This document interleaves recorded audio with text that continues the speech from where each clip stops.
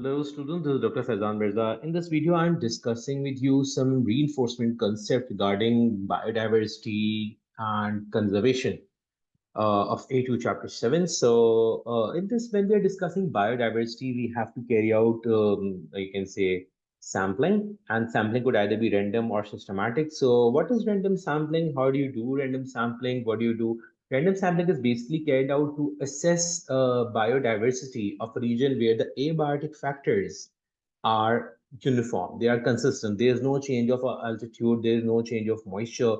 There is no change of sunlight in different parts of their particular field.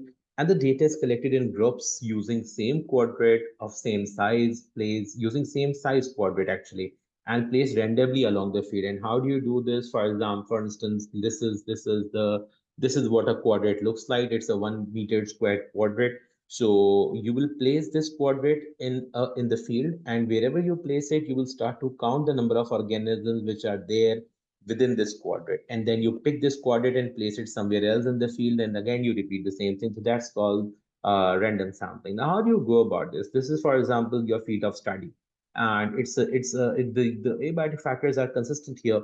In this, what you'll do, first of all, you will mark this in a rectangular field using a measure tape. This rectangular field will actually have a length and a width. You will feed the length and width in the random number generator app. For example, it's 1000 meter by 400 meter. You will feed this area in the random number generator app, and you will ask the random number generator app to give you certain coordinates. You will set it to give you, for instance, let's say 10 coordinates. So once you have those 10 coordinates with you, you will start to place this coordinate on those 10 coordinates one after the other. For example, my first set of coordinate was 50 and 10, like in this way. So what I'll do, I'll go 50 in one direction and 10 in the other direction. And with the help of group, I'll place the coordinate here. So this is the coordinate being placed here, and I'll start to count the number of organisms within this. Then what I'll do, I'll move on. Once this is done, I'll move on to the next coordinate. For example, my next coordinate asks me to place this coordinate here. So what I'll do, I'll pick this coordinate and I'll move it to this second position, and then I'll count. And then, for example, there is a barren area here. So if I get a coordinate to find out the abundance in the barren area, so I'll place it in the barren area as well, because even if it's a barren area, it is part of that region. So this movement of or placing the coordinate randomly gives us the random sampling. There is no bias here, so you actually end up getting the number of species and their abundance. You catalog them, you list them down, you count the species, you take photographs previously from available from our internet or from our book, from the books, so that you can compare them with the species that you see there. So you don't end up counting the same species as two different species. So you can use photographs for assistance, and that's how you go about random sampling. Now, when we move on from random sampling, let's pick on some other concept. At time when the counting is too difficult to do, or the count is too much to do, you use estimating percentage cover, in which or this quadrate is divided into 100 small squares, and then you count how many squares that particular organism is present in, and you, according to the abundance scale, you give it a value, so that you can actually find out how many organisms are there, rather than counting individually. For example, if you are asked to count the number of grass blades here, you can't count the grass blade, to take you forever to do this. So estimating percentage cover in that case is possible, where the count is just too large to be performed.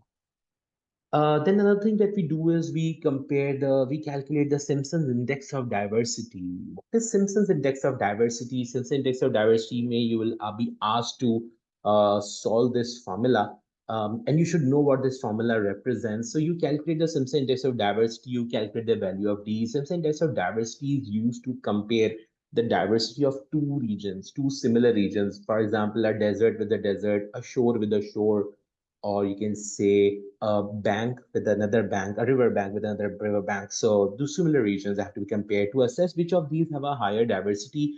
A value is calculated that you call as Simpson's index, that is capital D. It is the value is calculated at 3 decimal points, and the value of this will always be in the range of 0 to 1. Closer the value is to 1, which means it is more diverse, and closer it is to 0 in that particular 3 decimal place. For example, if I get a diversity index of 0.899 and 0.756 in of two similar regions. So this is region A and this is region B. So this means region A is more diverse because it's more closer to 1. Organisms in each region are listed and counted, and each species being counted is the number n here. The small n of each is then added to find the total n. This is the total number of organisms there.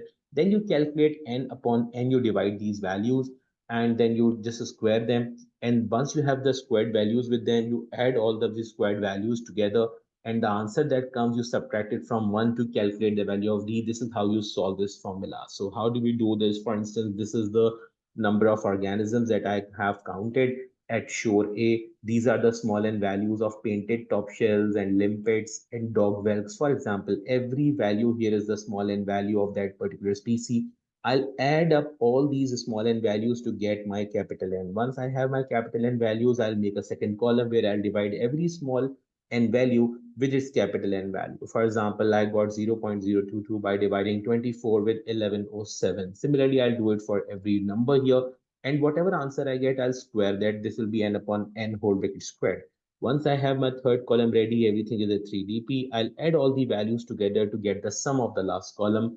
Now, according to the formula, the sum of the last column has been obtained. Now I'll subtract this thing from 1. When you subtract it from 1, you get the answer 3dp, which shows to you what's the diversity index of that particular region. Moving on to another other way of counting organisms is like we do Lincoln's index for estimating number of motile organisms. Motile organisms are the ones which move from one place to another. You cannot place quadrates over them. So how do you do this? Lincoln's index is calculated, and when we do this, it is used for estimating the number of motile organisms in a specific region. A large number of organisms it is also called mark, release, and recapture technique. Mark, release, and recapture technique, because this is exactly what you will be doing. You will mark, release, and recapture the organisms. A large number of organisms have to be caught on day 1, counted, and marked. This is your N1. The marked organisms are then released. Next day, a large sample of the recap is again recaptured and counted. This will be your N2. You will multiply N1 by N2. But on the second day, when you are counting, the number of marked individuals among the N2 will also be counted. This will be your M2. These are the organisms that are having the mark, and you got them on the second day as well. So you put this in the denominator.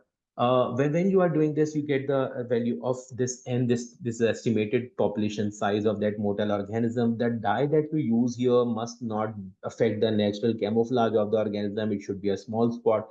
It should be non-toxic and waterproof. The time lapse should not be long enough for mixing up, like for example, migrates from there or it gets killed. So the time lapse should not be long enough, but the time lapse should be long enough for it to go and mix with its own kind. So neither too short, neither too long. So 1 day in this case is good enough. Then we move on to systematic sampling. When we are using systematic sampling, we have to use transect. What's a transect? Transect is a measured tape or a wire that you tie from one position to another. The position is the start position where you start to take your observations from, to the distance where you actually want to extend it from. For example, 0 meter to 40 meter. So this is a transect that I tie, a measure tape. And at known distances, I'll just start to count the number of organisms that I find here. This will be my line transect. Now, if at the same point, rather than counting the number of organisms at every point here, I start to place quadrates at a specific location, this is called belt transect. For example, I'm counting the organism by placing the quadrate of, for example, 1.0 meters squared quadrate I took. I'm placing this 1.0 meters quadrate at every 4 meter of this particular transect. This will be called interrupted belt transect, because I'm interrupting my data. I'm taking here, then I'm skipping the result, skipping some distance and then taking here and again, so on and so forth.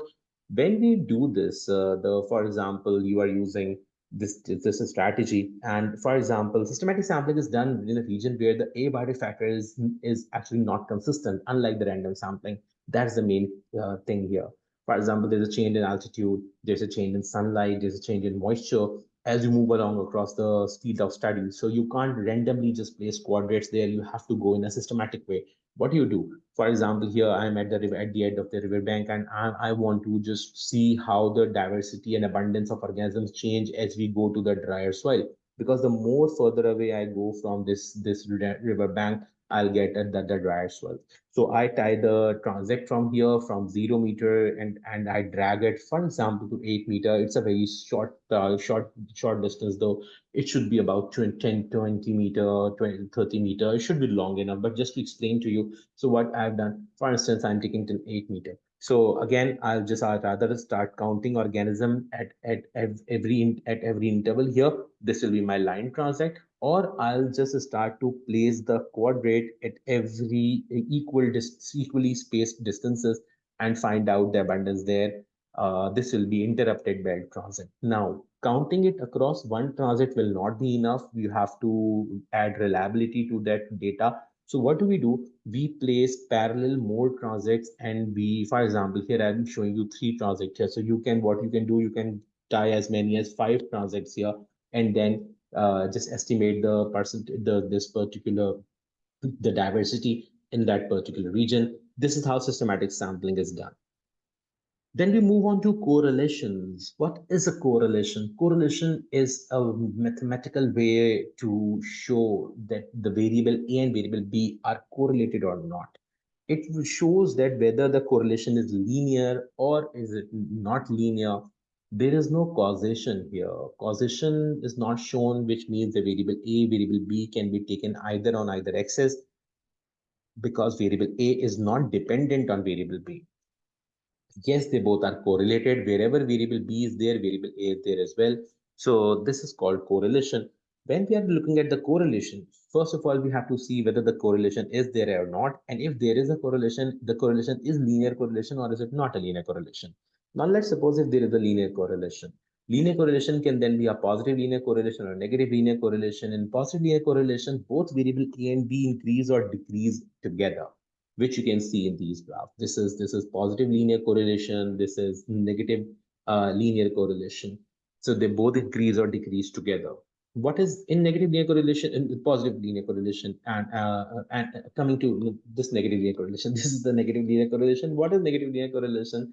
In this, one variable will increase while the other keeps decreasing. So in this case, you get the spread of data, you can say, in a downward way. Whereas in the positive linear correlation, you see the spread of data like scattered all across in a linear way, going straight through this. So this kind of graph is called as a scatter plot. So in scatter plot, you just plot these coordinates and you scatter them across the grid. So if the data is spread all over, this means there is no correlation. So first thing is to see whether the correlation is there or not, and if there is a correlation, whether it's a positive, a linear correlation or not a linear correlation. Then if there is a linear correlation, the linear correlation, is it a positive linear correlation or is it a negative linear correlation? In positive linear correlation, both variables increase together. In negative linear correlation, one variable increases while the other variable decreases. Just summarizing it so that you are through with the concept. So correlation is not causation. Already I've discussed this. Correlation is neither the variable A and variable B. They are not. Neither of them can be regarded as independent or dependent variable here.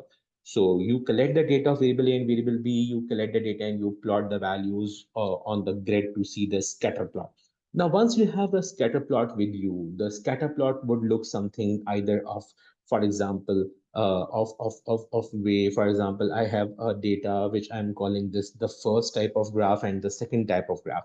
For example, my scatter plot is of this sort. So let's say if my scatter plot looks something like this, this is very clearly a linear positive linear correlation. So I know that the variables in this data are following a linear correlation and the linear correlation is positive. So in this case, if I'm getting a linear correlation, I want to find out the strength of that linear correlation. I'll apply the statistical test called Pearson linear correlation. What is Pearson linear correlation? In Pearson linear correlation, it is used to calculate the value of small r. This shows how strong the linear correlation exists.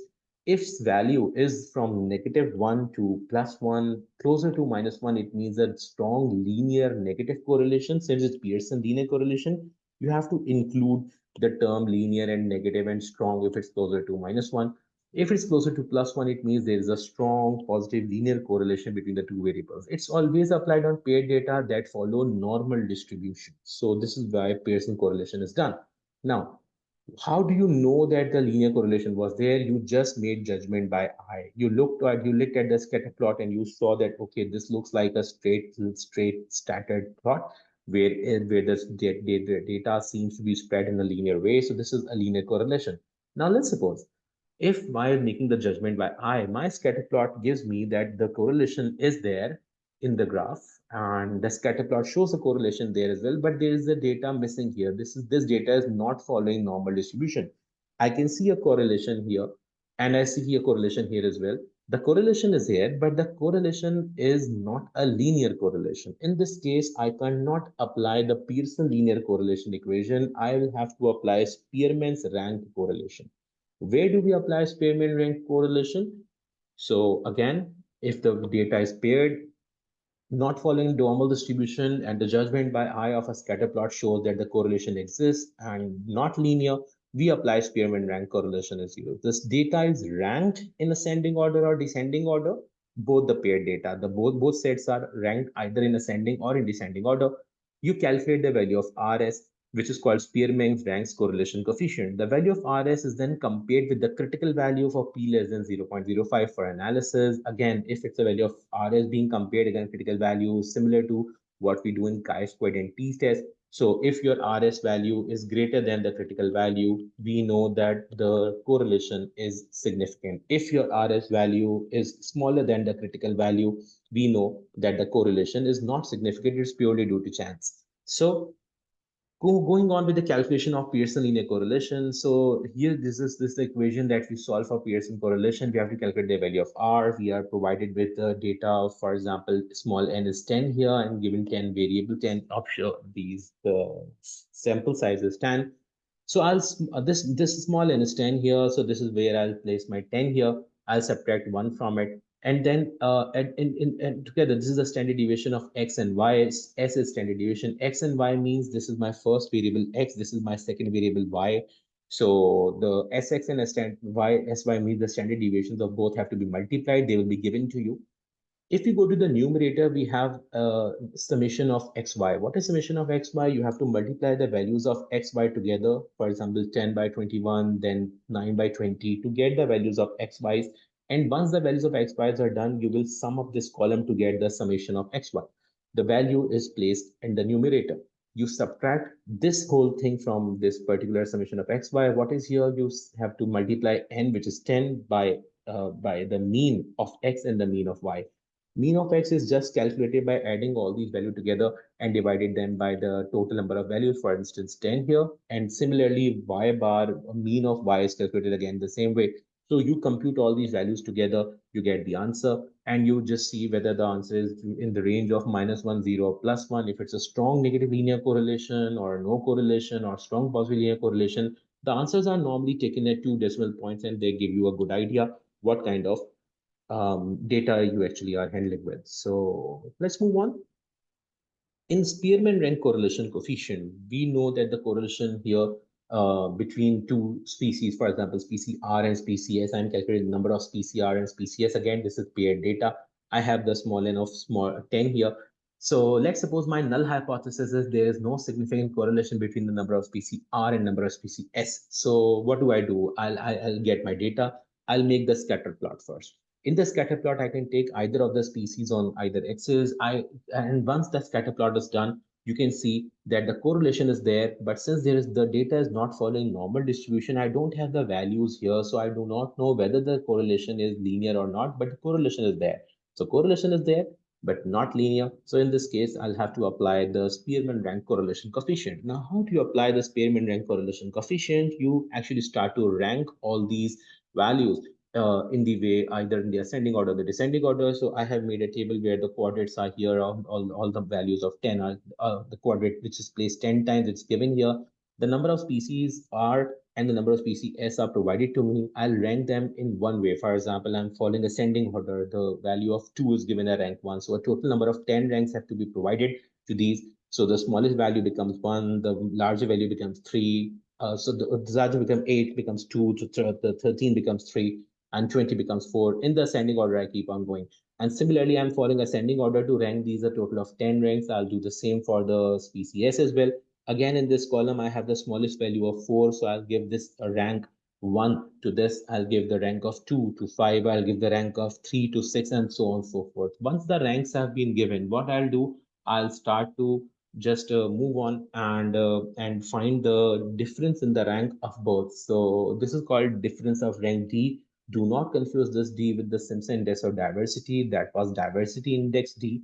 Here, this is the difference of rank D. So you subtract the difference of ranks to find out the difference of rank here. So 6 minus 7 will give me 1, and so on and so forth.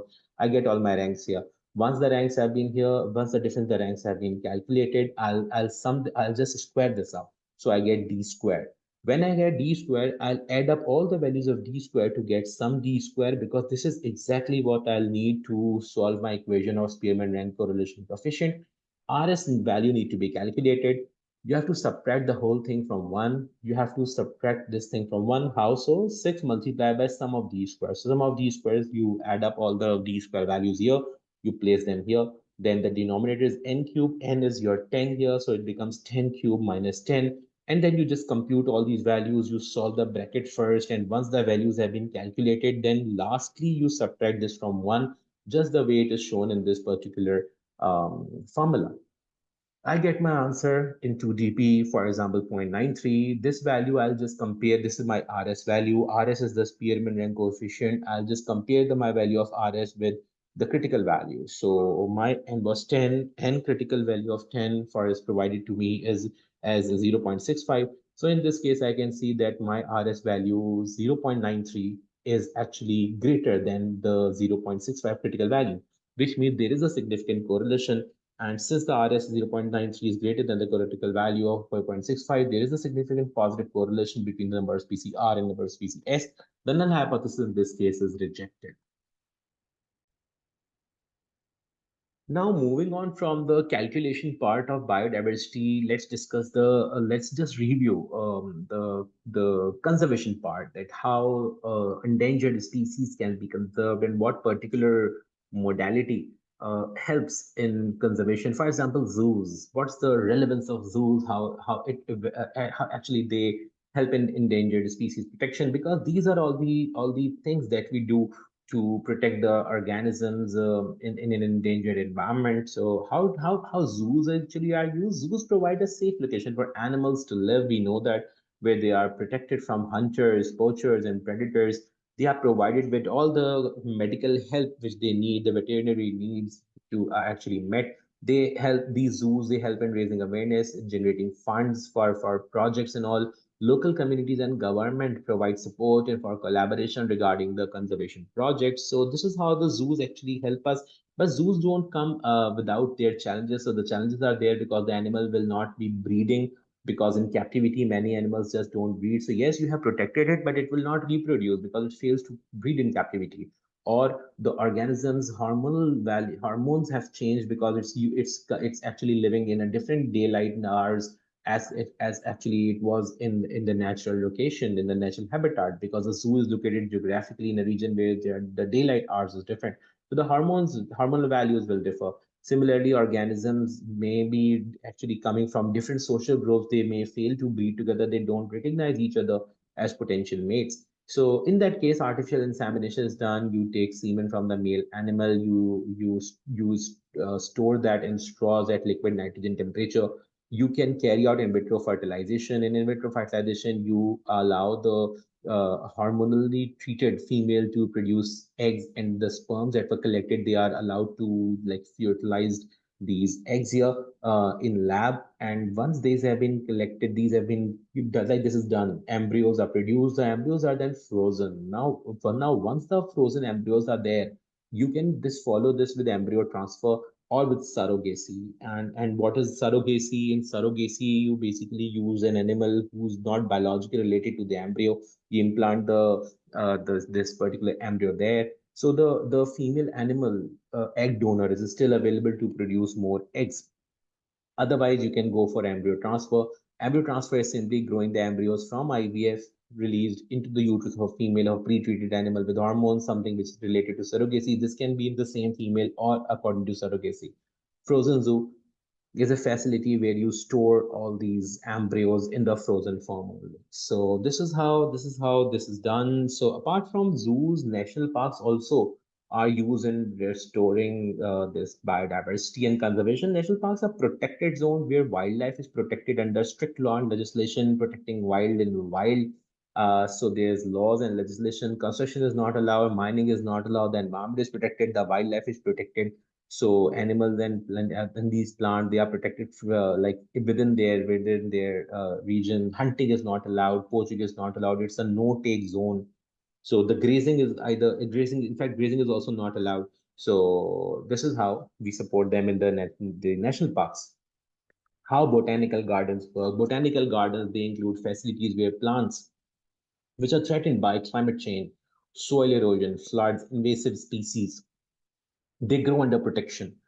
And again, this is something similar to what we do in zoos. They raise awareness for plants and prevent their extinction. And until they can be restored in the natural habitat, they can be given the medical assistance or the assistance from the health point of view, so that these animals don't, these plants don't end up suffering. So this is how we do this. Apart from botanical gardens, there are seed banks which are used for conservation purpose. What are seed banks? Seed banks actually, for example, World Seed Bank is a reserve that store all the seeds of plants at a cold temperature. All those seeds that can be stored at long-term storage. So this is long-term storage is aimed to ensure that if a plant species gets extinct in its natural location due to climate change or invasive species or habitat loss, its seeds will still be kept protected, and the seeds have been kept protected. These can later on be planted or restored habitats, thereby preventing extinction of this organism or this plant. So this is how the seed banks works. So this is what we do. And apart from this, we control the alien species. We do not allow them to become invasive species. We control the overproduction of them. We actually try to reduce the number of alien species so that otherwise they become a strong competitor with the native species. Apart from this, there are several NGOs that work there. For example, NGOs, what's the role of NGOs? How do they work in conservation? They give legislation, a framework for governments to follow. They monitor illegal trade. They give the framework, and they influence the business regarding the aspects of biodiversity. They collect donations and funds. They protect against illegal activities.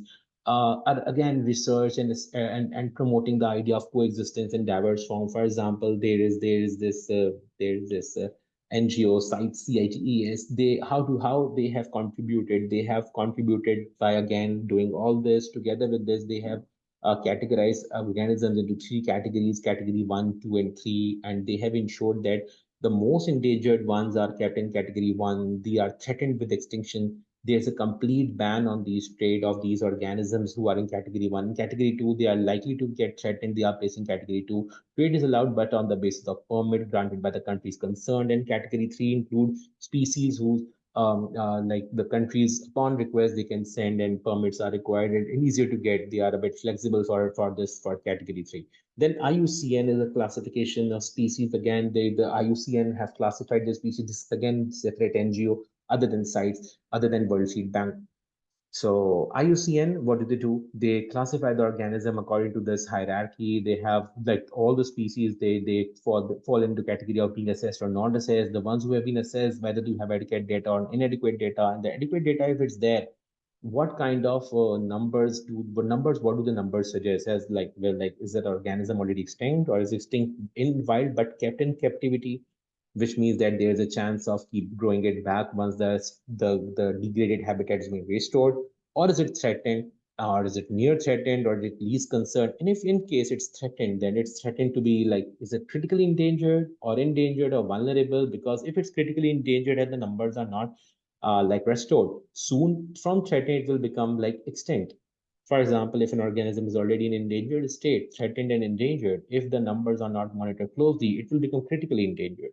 Similarly, for example, an organism is vulnerable. If the numbers are not monitored, it will become endangered and then critically endangered and then extinct. So this is how the IUCN classification works.